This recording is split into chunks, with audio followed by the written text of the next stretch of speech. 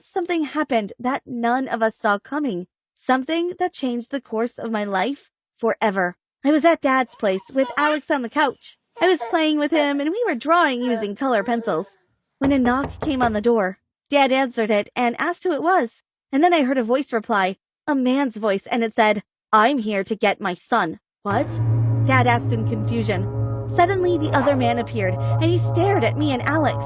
I stared back at him, and I grabbed Alex and held him to me before the man could do anything. "That's my son," the man said again. I was confused. Was this guy crazy or something? "No, that's my son," said Dad. He stood between me and Alex and the strange man. "Who are you?" I asked the man. "I'm Maddie's ex-husband," he said. "That baby is mine." "Alex is my son, you lunatic!" exclaimed Dad. "Oh, really?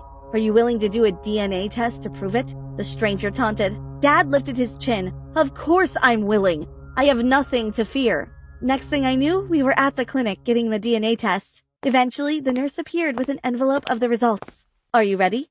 the nurse asked. We nodded, and he read out the results. "Alex is your child." The nurse pointed towards the stranger, not Dad, and the stranger jumped up in joy.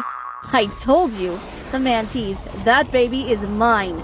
"Does that mean Maddie cheated on me?" mumbled Dad. Meanwhile, I clutched Alex, who was sleeping in my arms.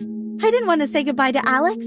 I would miss him too much. I was contemplating running away before this strange man could take Alex from me, when suddenly Mom arrived at the clinic too. We had called her beforehand, but she was late because she had to work. When she arrived and found us, she froze in her tracks. The stranger too, apparently Alex's real father, also froze. "Lucy? Darling, what are you doing here?" asked Mom. "Lucy?" I said.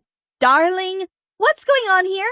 Mom glanced at me and her face reddened. "Well, Alex, please meet my boyfriend, Tyler."